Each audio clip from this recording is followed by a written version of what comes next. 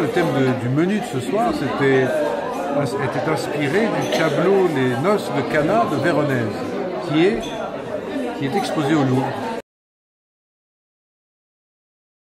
Il s'agissait de retrouver un peu l'ambiance, les couleurs.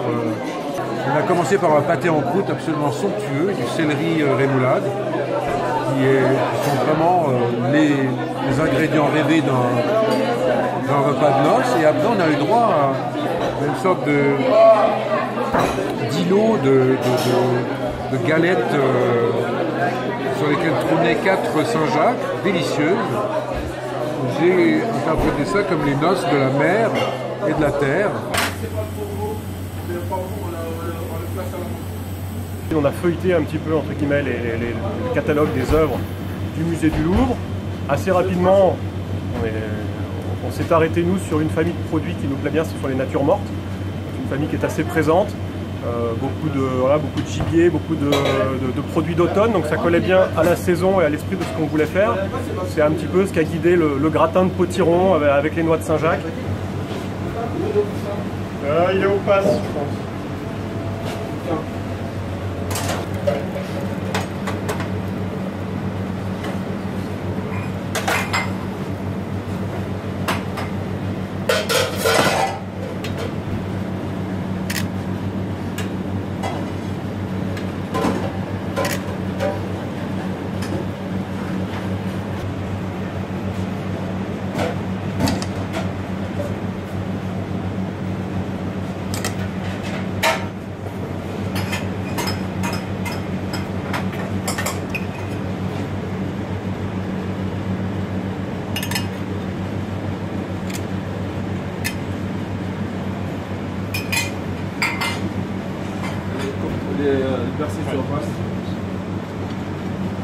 On a repris l'idée du bistrot, de la convivialité, de ce qu'on aime partager quand on fait ce métier, quand on est restaurateur, quand on est cuisinier.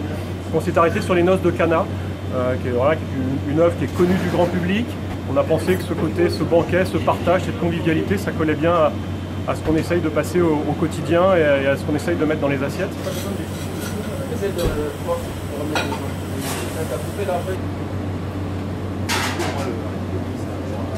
Donc ici on a un pâté de croûte de volaille avec gésier de canard, pistache, foie gras de canard, qui est accompagné avec une petite rémoulade, donc deux grands classiques de la cuisine de bistrot qu'on représente ici.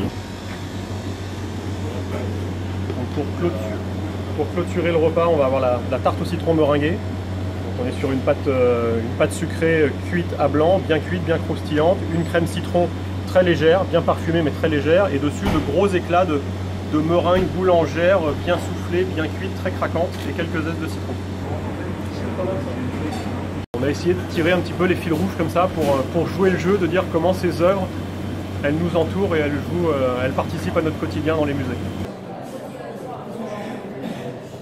Voilà, c'est vraiment des créateurs à part entière, c'est en même temps des metteurs en scène, des décorateurs, des costumiers, des acteurs. Ils arrivent à nous faire passer tellement de choses en même temps dans un plat.